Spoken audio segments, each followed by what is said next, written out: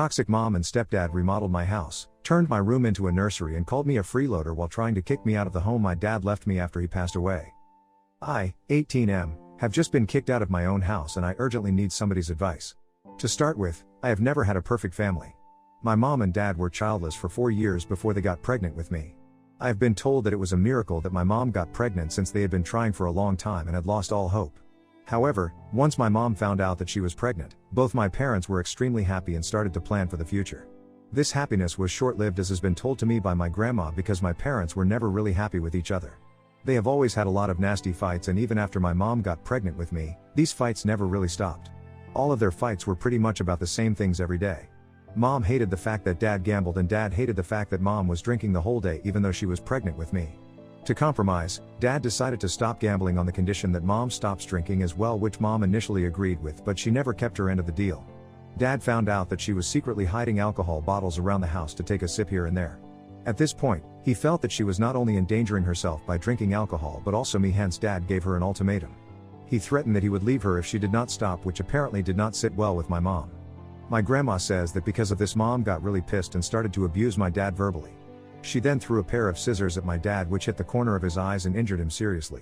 Later, when he was rushed to the doctors, he was informed that he had a partial corneal laceration which could be treated, but that he was extremely lucky that it did not result in a permanent vision loss. This really scared my mom and she begged my dad to not press any charges against her. She promised to change, so my dad decided to let it go. When I was finally born, I have been told that both my parents were very happy and tried their best to take care of me. However, the peace between them didn't last long. According to my grandma, my dad one day came home from work to find me crying my eyes out in my nursery while mom was passed out on the sofa, clearly drunk. He was furious and woke her up to confront her about it, but she kept saying that motherhood is hard and that it was just one drink. He would have also called CPS on her had she not calmed him down. I wish he had, because after getting drunk, mom started to cleverly drink only during the morning after dad would leave so that she would not get caught later in the evening.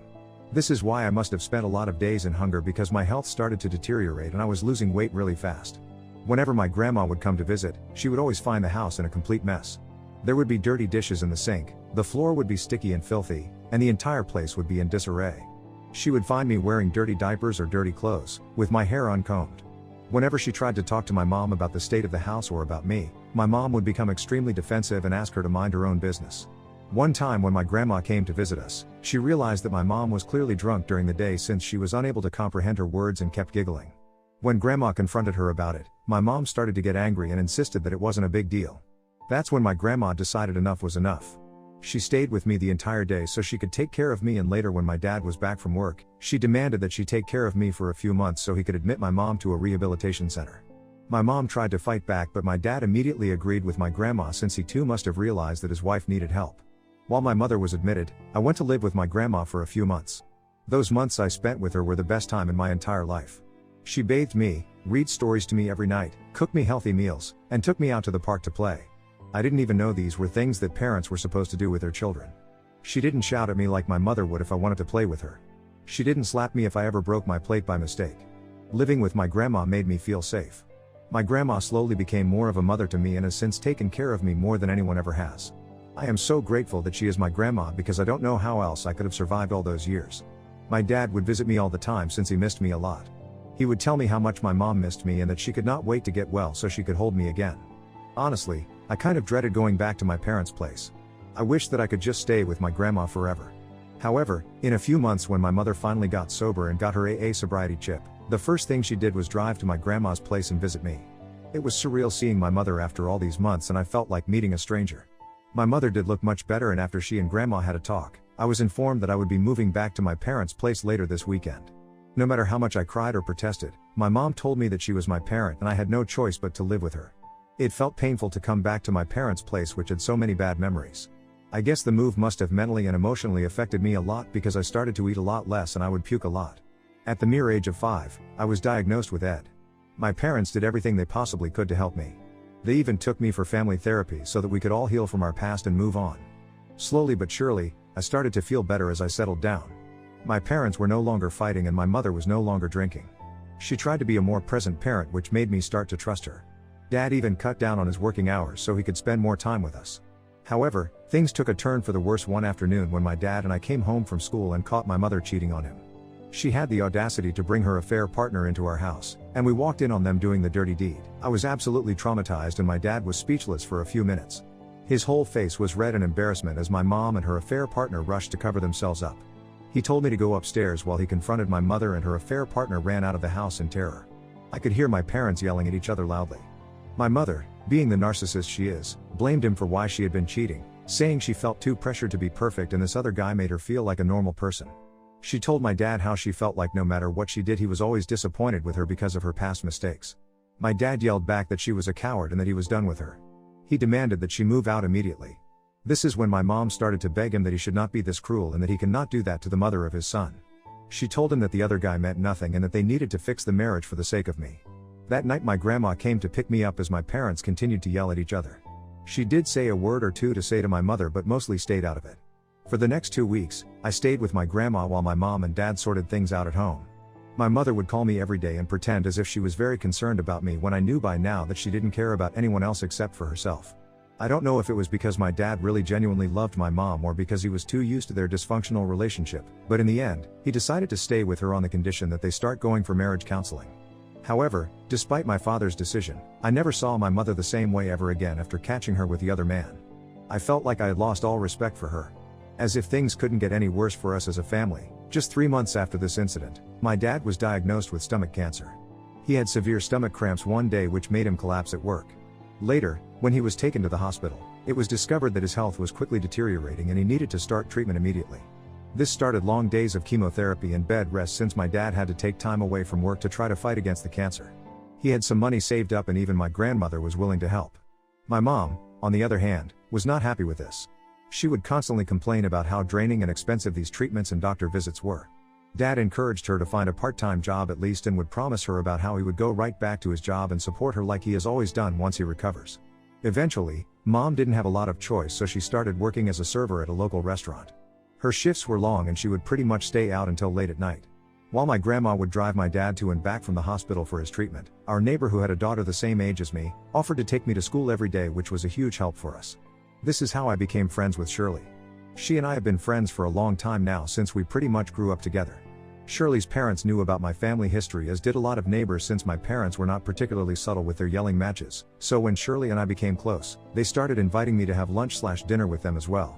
My dad saw no issue with this and neither did I, however my mom would always berate me for spending so much time at their place. She would tell me how they only saw me as a charity case and that I was nothing more than a broken toy to them. In hindsight, this might be true, but as they spent more and more time with me, I started to see how they treated me like one of their own. In fact, when Shirley's mom found out that I liked apple pie, she would make sure to always bake one for me during the weekends. Shirley's dad taught me to play basketball and we spent many evenings practicing hoops outside their garage. They sort of became like a second family to me over time, hence it was no surprise to anyone when Shirley and I started to date eventually. Shirley brought everything positive to my life and I am grateful every day that she is still my girlfriend despite all my crazy family history. Unluckily, my mom has never really warmed up to Shirley or her family over all this time, but they have never let her dislike come in their way of treating me with affection and love. A year into fighting cancer, my dad was informed by his doctors that the chemo was not helping him anymore and that he didn't have very long to live. This news was heartbreaking for all of us and I spent many nights crying for him. As a child, I just could not understand why I was going to be losing the only parent who genuinely loved me and struggled to come to terms with my grief. My dad spent his last months with me, Mom, and Grandma as much as he could. One morning, he just didn't wake up anymore no matter how much I called for him and I knew that something was wrong. I ran to tell my mom who called 911 immediately. I can't begin to write the pain I felt when the paramedics declared that he was dead. The only comfort we had was that he had passed away peacefully in his sleep. I did not let them take my dad's body away until I was literally physically restrained by my mom as I kept crying and screaming in grief. It was only when my grandma arrived that I calmed down a bit. I couldn't imagine the grief she must have felt at that moment.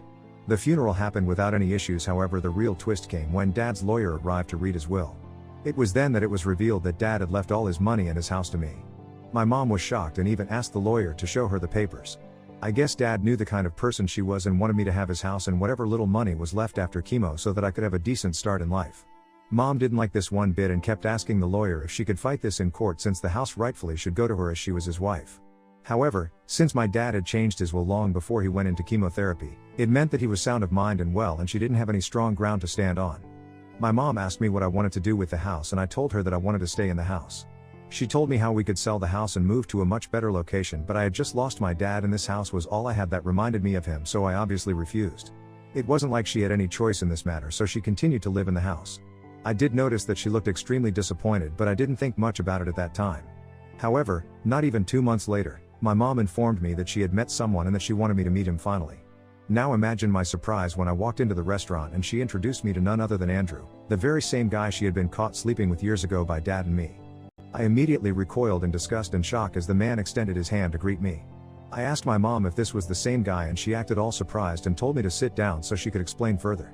I refused to shake the guy's hand or even acknowledge him as I was furious at my mom for even thinking I would ever want to meet him. My mom began to explain how they both had reconnected after all these years and that Andrew was just an old friend who made her feel good after Dad's death. There was something in her words that just made me feel like she was lying to me. They also seemed extremely cozy with each other and kept kissing, which made me even more uncomfortable. I started to think about all those nights she came back home late at night while my dad was still alive, giving excuses that she was working overtime when she could have been very well meeting up with this guy behind our back. Throughout the evening, I kept ignoring Andrew whenever he tried to make any small talk with me. Later my mom was pissed at me for being rude to her boyfriend and told me how disrespectful it was. I remember that she even told me that this is why she was thinking of marrying Andrew in the next few months, so hopefully, I could have a positive role model in my life. I was pissed hearing this and told her that there was no way that I wanted him in my life and that if they did get married then she had to move out because I would rather live alone than with a man who had the audacity to have an affair with her while my dad was still alive. My mom threatened me that I was still underage and that she was my parent, so I have no real choice in this matter anyways. Unfortunately, she was right and true to her words. She soon got married to Andrew and he quickly moved into our house. Once he moved in, he made sure to remind me every day that he was the man of the house. He hated the fact that I had pictures of my dad and me in our living room, so one day after I came back from school, I discovered that he had taken those pictures down and put them in the basement. When I angrily confronted him, he told me that he and my mom needed to make a fresh start, hence I was only allowed to put up pictures of my dad inside my bedroom. As if this wasn't enough for me to hate him, he was also extremely controlling. He would call my mom every time her shift ended and would call her back again if she was even a minute late to reach home.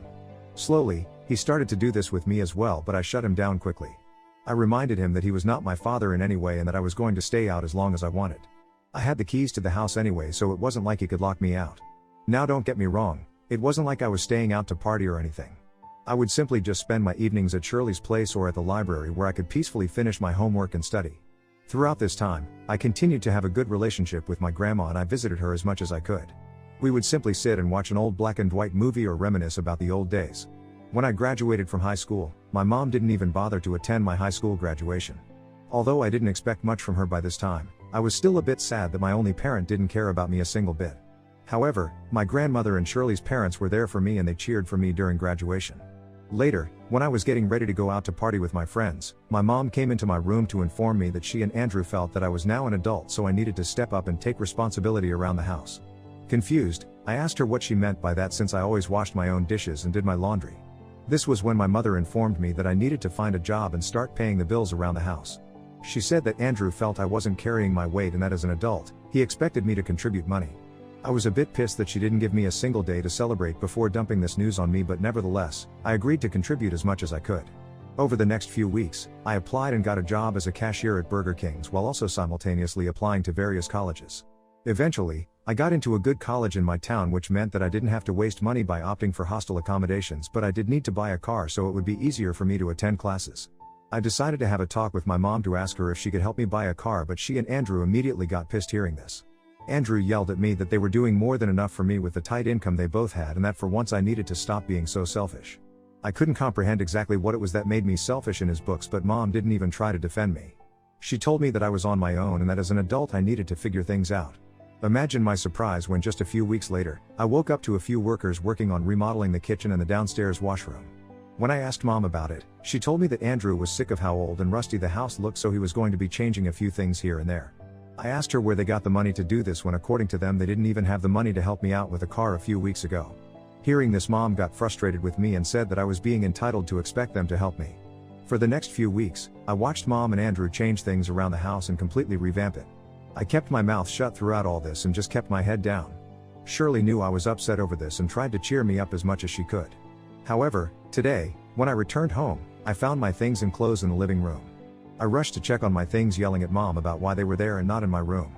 This is when Andrew and Mom came downstairs to tell me that they needed to talk to me about something very important. They then went on to excitedly announce that mom was pregnant with Andrew's child and that they had kept this news to themselves for over 2 months. Andrew then went on to state that as the father of the child, he needed to think about the needs of his child first, hence he had decided to change my room into a nursery for his baby. My mouth hung open in shock as he went on to say that it was time for me to move out and live on my own since he and mom had agreed they could not take care of a freeloader anymore. Mom nodded in agreement and suggested I could move into grandma's place until I could afford my own. I could feel teardrops welling up in my eyes. At that moment, I felt so unwanted that I didn't even bother to argue with them. I called an Uber and took all my important documents so I could spend the night here at my grandma's place. She is as shocked as me and hates my mom even more now. She wanted to go right back and confront my mom, but before that, I wanted to take some legal advice. I have just recently turned 18 and I know that the house rightfully belongs to me, so will I face any issues removing my mother and Andrew from the premises? Will I have to consult with a lawyer regarding this?